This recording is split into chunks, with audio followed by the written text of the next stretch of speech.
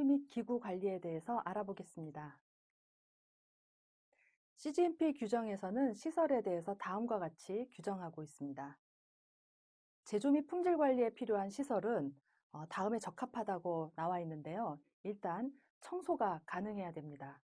그리고 필요하면 위생관리, 유지관리가 가능하도록 되어 있어야 합니다. 그리고 사용하지 않는 호스나 부속품들은 청소와 같은 위생관리를 실시해야 하고요. 그다음에 건조한 상태로 유지하도록 규정하고 있습니다. 그래야지만 다른 오염으로부터 보호할 수 있기 때문이죠. 그다음에 제품의 오염을 방지하기 위해서 배수 관리가 철저히 되어야 한다고 되어 있습니다. 물이 고여 있거나 흐름이 그 잘못된 곳으로 흘러가지 않도록 주의되어야 하겠죠. 그리고 청소나 소독을 할 때 그 소독제가 화학적으로 반응을 일으키지 않도록 하는 것을 사용하도록 되어 있습니다. 네, 용기는 먼지와 수분으로부터 내용물을 보호할 수 있어야 하고요. 또 배관이나 배수관이 서로 역류하거나 하지 않도록 설치가 되어야 합니다. 또한 천정이나 아니면 뭐 천정 주위의 대들보, 파이프, 뭐 덕트 이런 것들이 천정 윗부분에 존재할 수 있는데요. 이 부분들은 가급적 노출이 되지 않아야 한다고 되어 있고요.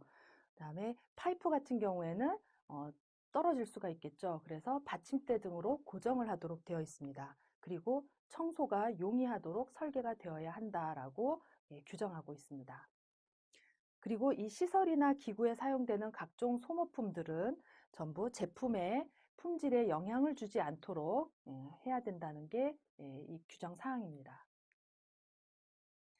그래서 우리가 화장품 생산 설비에 있어서 어떤 것들을 고려해야 되는지를 본다면 우선 앞서 보신 여러 규정에서와 같이 세척과 소독이 잘 될 수 있는 그런 설비여야 한다는 것을 필요사항으로 꼽고 있고요.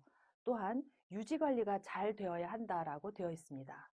그리고 각종 소모품들에 대한 규정이 나와 있고요. 따라서 이 생산 설비를 관리할 때에는 이 청소와 소독이 굉장히 중요하다는 것을 알 수가 있습니다.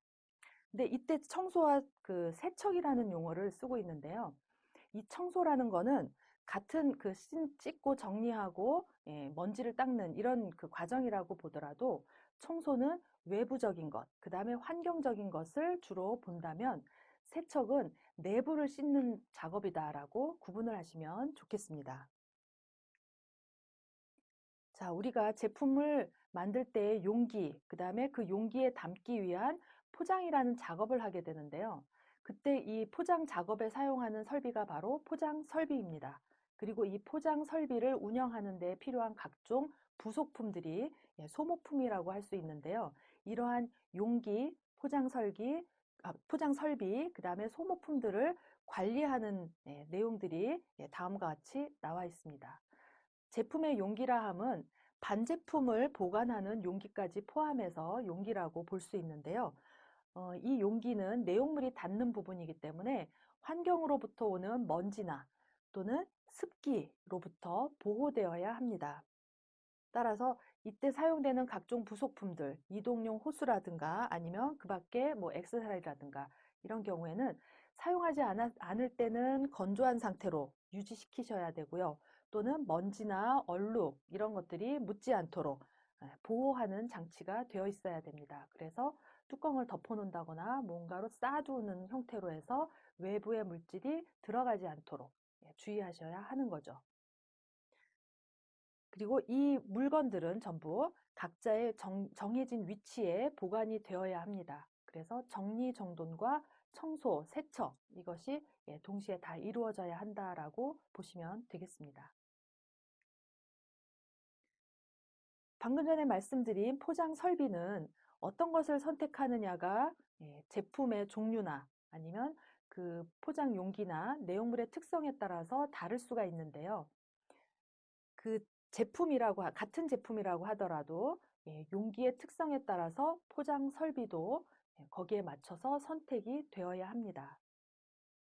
그리고 설비에 사용되는 각종 표준품, 소모품은 화장품 품질에 영향을 주지 않아야 된다고 돼 있는데요. 그 소모품의 한 종류로서 필터, 가스킷, 또 보관 용기, 봉지 등등이 있을 수가 있습니다.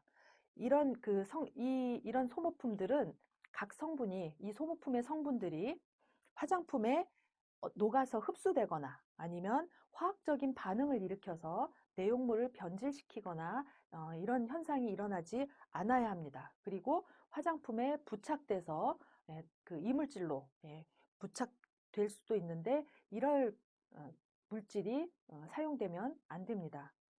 따라서 소모품을 선택하실 때에는 그 재질이 무엇인가를 잘 살피시고 내용물과의 반응성, 그다음에 표면에서의 상호작용 이런 것들을 사전에 검토하시고 선택하셔야 합니다.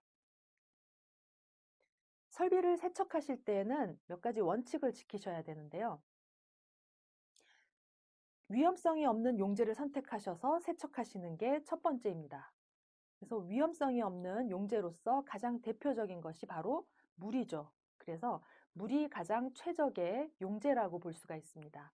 그래서 먼저 용제로 녹여낼 수 있는 것 다 깨끗하게 녹여내서 세척하는 것이 가장 첫 번째 하셔야 할 일입니다. 그리고 가능한 한 세제는 사용하지 않는 것이 좋습니다. 그 세제를 사용하지 않아야 하는 이유는 다음에 다시 한번 말씀드리겠습니다. 물이 최적의 세척 용제인 것과 마찬가지로 그 물을 끓여서 증기화시킨 증기세척을 이용하는 경우가 굉장히 좋은 세척 방법이 됩니다.